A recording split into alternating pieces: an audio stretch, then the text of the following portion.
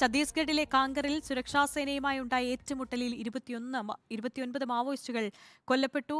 ചോട്ടേബത്തിയ police station പരിധിയിലെ മാദ മേഖലയിലായിരുന്നു ഏറ്റുമുട്ടൽ. Naxalite commander Shankar Rao, വനിതാ നേതാക്കളായ ലളിത മാണ്ഡവി എന്നിവരും കൊല്ലപ്പെട്ടവരിൽ ഉൾപ്പെടും. പ്രദേശത്ത് നടത്തിയ തിരച്ചിലിൽ ആയുധങ്ങളും പിടിച്ചെടുത്തതായി സുരക്ഷാസേന അറിയിച്ചു. നോബിൾ മാരിക്കാരനാണ് വിശദാംശങ്ങളുമായി ചേരുന്നത്. നോബിൾ, പ്രധാനപ്പെട്ട നക്സലൈറ്റ് നേതാക്കൾ ഉൾപ്പെടെ ആക്രമണത്തിൽ കൊല്ലപ്പെട്ടിട്ടുണ്ട്. എന്താണ് നിലവിലെ സാഹചര്യം?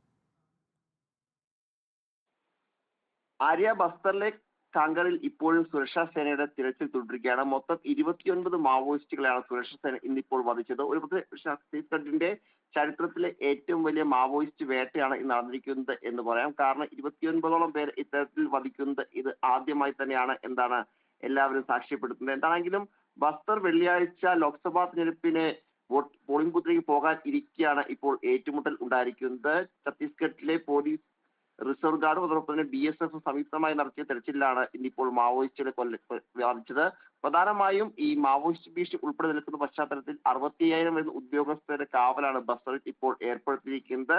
സുരക്ഷാ സേന അംഗങ്ങൾക്കും ഇന്നത്തെ ഓപ്പറേഷൻ പരിക്കേറ്റിട്ടുണ്ട്. നിബിഡ വനത്തിലായിരുന്നു ഏറ്റുമുട്ടൽ ഉണ്ടായത്.